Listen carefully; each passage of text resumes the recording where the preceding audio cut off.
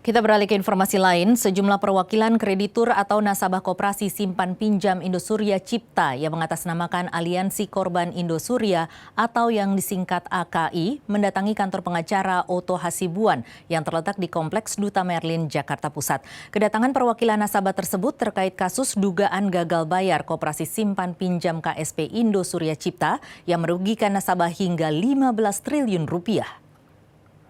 Kedatangan sejumlah perwakilan korban koperasi simpan pinjam KSP Indosuria Cipta yang mewakili lebih dari 8.000 nasabah tersebar di Indonesia tersebut meminta Oto Hasibuan selaku kuasa hukum kreditur Aliansi Korban KSP Indosuria guna mempercepat penyelesaian kasus tersebut yang kini sudah berstatus penundaan kewajiban pembayaran hutang PKPU.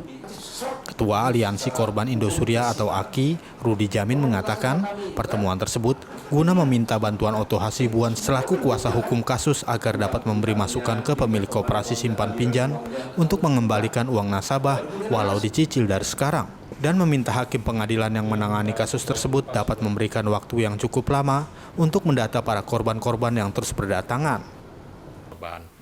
Nah, terus di pengadilan ini sekarang sudah berjalan PKPU. PKPU ini tentunya waktu deadline untuk submit data-data tanggungan kreditur itu terlalu mepet. Jadi kita minta supaya pengurus baik itu hakim di pengadilan, hakim pengawas supaya minta bisa ada perpanjangan waktu.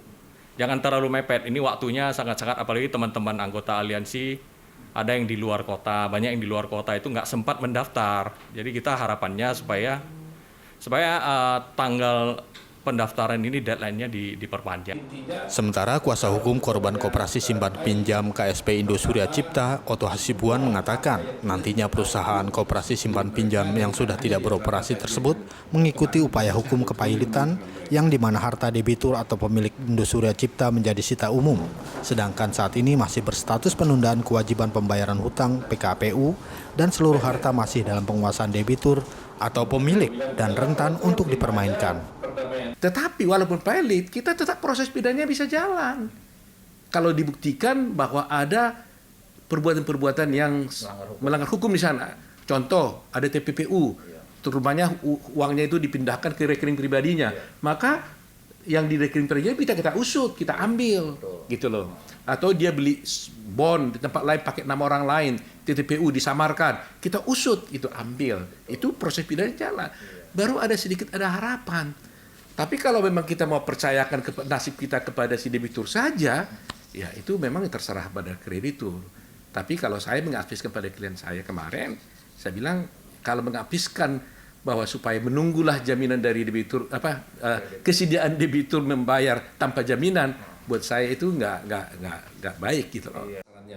Selain itu, Oto menambahkan sementara kreditur atau nasabah harus memilih baik buruknya apabila dikabulkan pengadilan terkait putusan PKPU atau pailit nantinya dan berharap kepada Menteri Koperasi dan Kapolri untuk mengusut tuntas kasus tersebut karena ditakutkan ada perpindahan aset koperasi ke pihak lain. Sudah mati, maka tentunya kita harus berpikir logis dong. Bagaimana mungkin dia bisa lagi kita mintakan penundaan pembayaran pada dia, orang perusahaan sudah mati.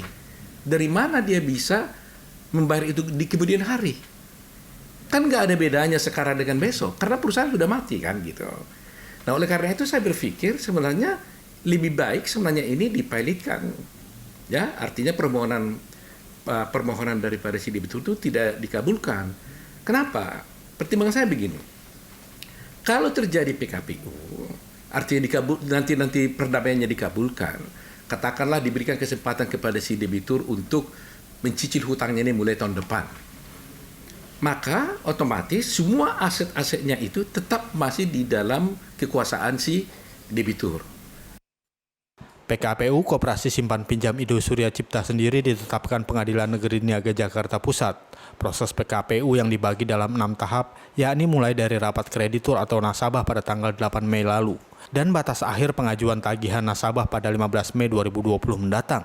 Setelah itu pada tanggal 20 Mei mendatang dilakukan rapat pencocokan data kreditur atau nasabah untuk menghasilkan rencana perdamaian kedua belah pihak dalam bentuk voting pada tanggal 5 Juni 2020 yang hasilnya dibawa ke sidang permusyawaratan Majelis Hakim pada 12 Juni 2020 mendatang.